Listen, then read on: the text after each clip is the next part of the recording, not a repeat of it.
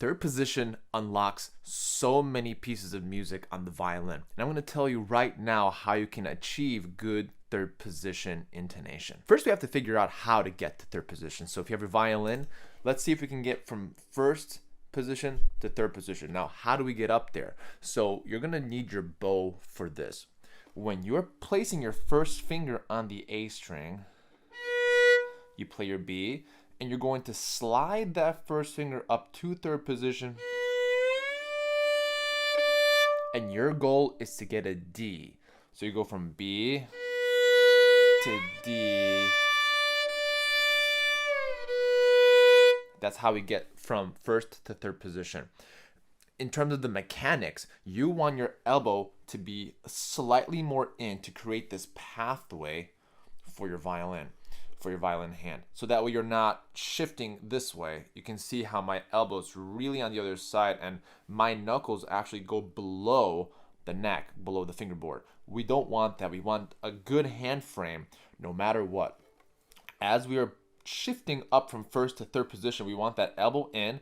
We want to have a good, nice, solid foundation of this finger onto the string. And then as we go up to third position,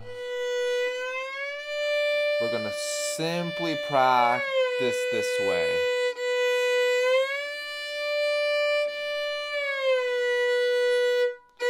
And of course, you want to get good intonation while you are practicing third position. So when you're doing this, I like to simply glide my finger from first to third, and I'm just trying to understand what my finger is doing.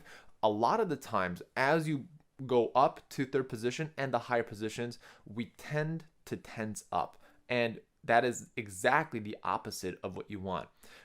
At the beginning, there are pieces out there that require you to have very quick shifts, but that's not the point of this video. The point of this video is for you to get a general sense of how to get up here without experiencing any pain or tension or any discomfort. So as you are doing this, you are trying to get really relaxed.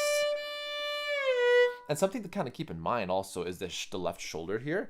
Sometimes the left shoulder tends to kind of go up as you shift because you are tensing up. So relax that left shoulder. I talk about posture on this channel a lot. So you want to have good posture as you're achieving this. So you are shifting beautifully. Because think about it. Every single violin video on YouTube that you've probably seen with a famous soloist, when they're shifting up, they're over here. You ever wonder why that is? It's because even though we're going up the fingerboard, physically speaking, if we're down here, we're going up. We don't want that. So as we're going up the fingerboard, we wanted to make it as easy as possible for us to have success with intonation and other various things. Today's video is brought to you by Gig Salad. Looking to book more gigs and grow your audience, whether you perform solo as part of a string quartet or with a band, Gig Salad makes it easy for violinists to connect with event planners across the US and Canada for weddings, birthday parties, corporate events, and more. With Gig Salad's strong Google presence, you get better exposure to planners searching for your talent. The full-service platform lets you set availability and preferences to get only the leads you want and makes messaging, quoting, and booking a breeze. Best of all, clients pay upfront so your money is guaranteed every time. So head over to gigsalad.com to create your free profile now and take the first step to booking more shows. That's gigsalad.com, and let them know that Eric Murgala Violin sent you. So having a violin posture that is a little bit higher will just simply slide down.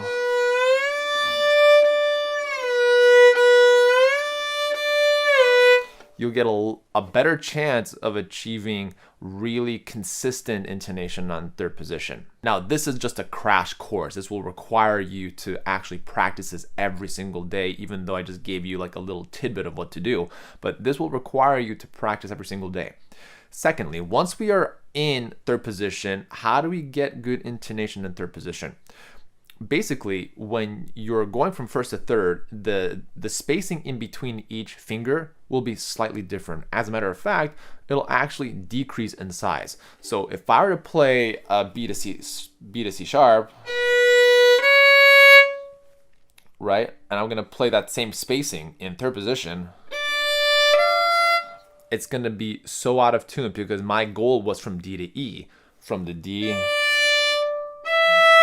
that's our goal right there. So you want to make sure your second finger is slightly closer to the first finger. And this is a result of shortening the string. We're actually shortening the string by actually pressing down on a finger in third position. So if we're in first position, the whole string is right over here, and that's why the string is longer. And then I'm shortening the distance of the string, which causes the intonation to be at a higher frequency. So if I'm playing the D, a nice beautiful D, and then I am playing a second finger, I want that note to also ring very beautifully because it is an E, and then F sharp, and then G. I can play that one more time just so that way you can get it in your ear.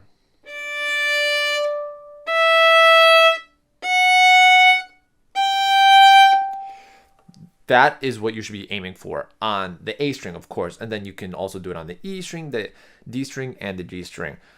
For the sake of the argument, let's try it again on the A string. So the A string here, that D should be a resonant note. So just make sure you use the relaxation of your body, the general natural weight of your arm. You get that nice clear resonant sound, and then you play the second finger.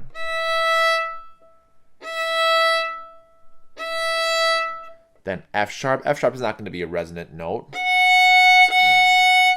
but the G,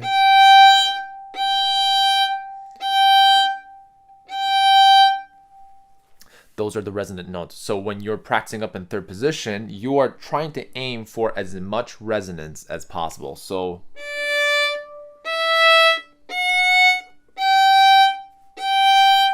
like right there, that's the happy spot. And then once you feel like you've gotten the groove of the intonation, again, this doesn't happen overnight. This consists of a lot of practice every single day consistently. So once you've kind of figured that out, you can do little etudes, little studies or practice sessions on this third position, the third position area. So you are going to be maybe doing 2 notes per bow, trying to doing all sorts of different variations, like maybe down 3 notes and then 1 up bow.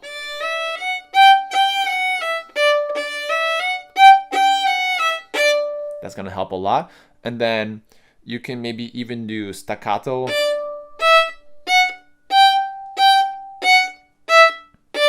That's actually my favorite one because you are allowing your violin to kind of breathe and resonate in between each string, and staccato is always a good idea when you're practicing. So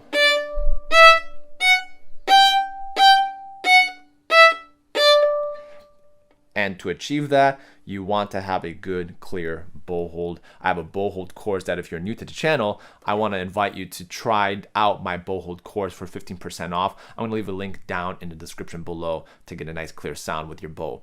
But anyways, the clarity of the third position relies on having a clear sound on the right hand. So this is assuming that you have a straight bow, you have good articulation to get a good sound out of your violin.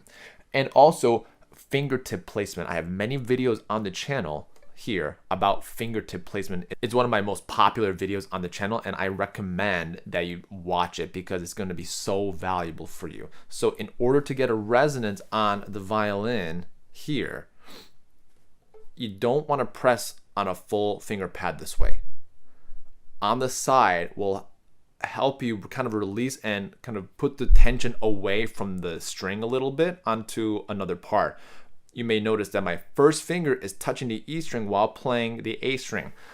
That's okay. You can do that. It's totally legal and totally acceptable in my book. So what happens if I put a flat first finger such as this right over here? You see that? It's completely flat on the string. My finger gets sharper, and that's a result of of the angle of my finger pad because it's interpreting the note a little bit differently. So having the finger slightly to the left side of the finger touch the string is going to help you get that intonation, not just on the first finger, but on all fingers. Maybe the fourth finger could be an exception. Everyone's pinky is a little different, so you might want to use a little bit more pinky pad. And even with my hands, I kind of use a little bit of a flatness of the pinky to get that note. I hope you've enjoyed this tutorial. Again, my name is Eric. I'm a violinist and I'm dedicated to helping you become a better violinist. If you want to learn more about the channel, please subscribe. And if you want to also watch some other helpful YouTube videos, I have some videos right over here and right over here.